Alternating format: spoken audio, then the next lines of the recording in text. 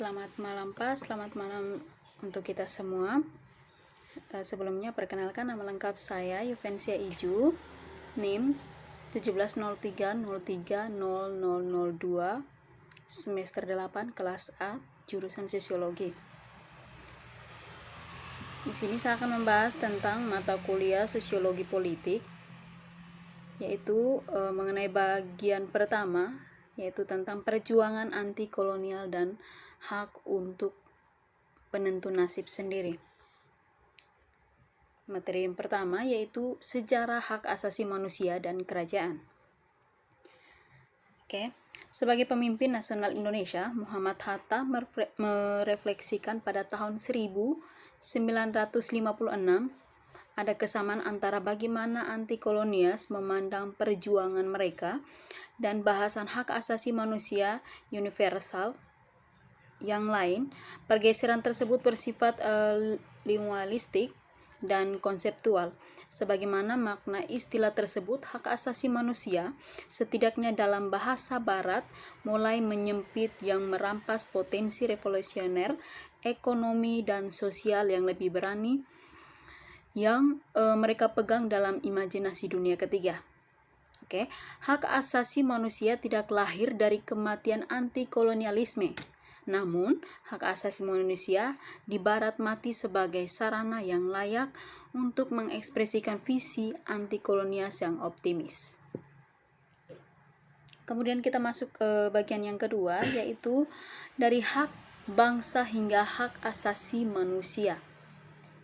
Nah, di sini materinya itu lebih dari setengah abad setelah puncak era neokolonialis, ketidakmampuan kesesuaian kerajaan formal dan hak asasi manusia mungkin tampak aksomatis. Nah, sejak kegagalan bencana perang Irak dan Afghanistan pada tahun 2000-an, godaan antara kekasiran dan hak asasi manusia diwujudkan dalam bentuk otot idealisme atau intervensional yang didukung oleh kaum liberal dan neokonservatif atau tentara salib, yaitu telah jatuh ke dalam reputasi yang buruk. Nah, di sini imperialisme liberal yang sionet, kolonialisme sebagai kesadaran untuk kemajuan, kebebasan dan kesejahteraan masyarakat terjajah sebagian besar telah berlaku dari tempat kejadian atau bermigrasi ke wacana lain. Kemudian materi berikutnya yaitu mencari kerajaan politik, hak asasi manusia universal dan anti kolonial gerakan di Afrika Bani Ibahwoh. Nah, di sini di tengah gerakan anti kolonial pada tahun 1950-an, KW Nurhak, ini merupakan salah satu nama para ahli the politis nasional yang menjadi perdana menteri yang pertama yang di independen Ghana, menguraikan prinsip kunci dari kampanye anti kolonialnya. Dia menolak gagasan dekolonisasi bertahap bergantung pada negaranya, kesiapan untuk pemerintah sendiri. Nah, di sini Nurhak menuntut politik segera kemerdekaan dari pemerintah Inggris. Dia mendesak orang-orang sebangsa dan wanita yang berprinsip sebagai carilah dulu kerajaan politik dan semua hal lainnya akan ditambahkan kepadamu. Kemudian materi yang berikutnya itu titik balik dan momen terobosan. Nah, di sini beasiswa hak asasi manusia telah dikritik karena terobsesi dengan gagasan momen, terbosan dan kurang memperhatikan sejarah proses dan tren dari waktu ke waktu. Memang tampaknya beasiswa baru-baru ini berkumpul di sekitar mengidentifikasi momen, mani dan titik balik di pengembangan hak asasi manusia. Nah, perbedaan penting telah mengutip hak asasi manusia, sisilah dan asal intelektual dan politik hak sebagai ide, wacana, dan gerakan.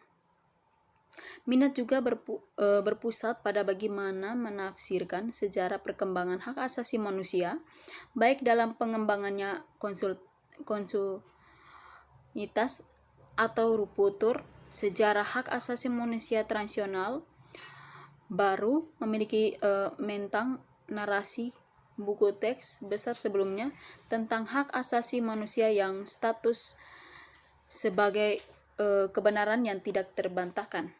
Nah, bergantung pada pengulangan tanpa akhir, mulus melalui acara-acara penting seperti Magna Carta, Inggris Revolusi, dan Bill of Rights, Revolusi Amerika Serikat, Revolusi Prancis, dan Deklarasi Hak-Hak Manusia, Holocaust, dan internasionalisme pasca Perang Dunia Kedua.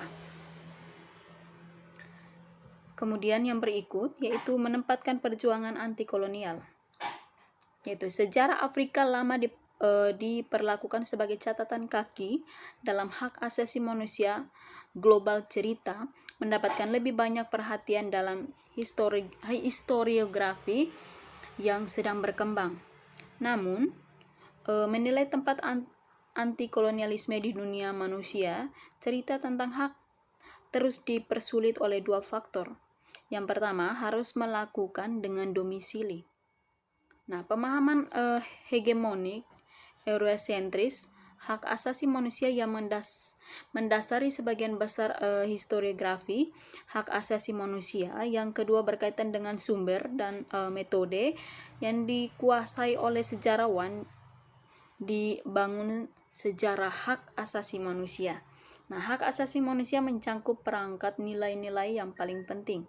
Secara historis adalah gagasan tentang martabat manusia, kebebasan, dan kesetaraan. Mereka hari ini tidak hanya klaim individu terhadap kekuasaan kepenulisan, tetapi juga meluas ke spektrum luas dari klaim hak kolektif yang berlabuh kewajiban moral yang dimiliki oleh terhadap satu sama lain. Kemudian materi yang berikut yaitu kolonial, batas dari universal hak asasi manusia.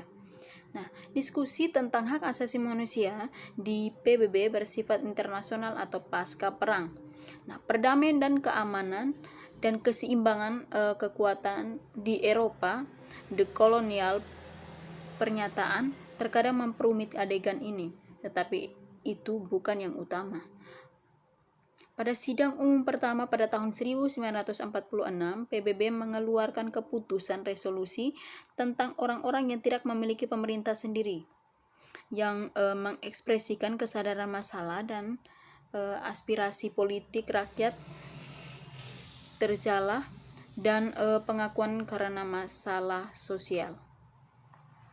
Kemudian materi yang terakhir yaitu lanjutannya yaitu Dewan Keamanan PBB menjauhi ras atau kolonial, masalah gerakan pembebasan nasionalis terutama oleh non-kulit putih di wilayah yang dikuasai Eropa, diperlakukan sebagai urusan dalam negeri, kemudian mengendalikan kekuatan Eropa dan tidak tunduk pada investigasi PBB.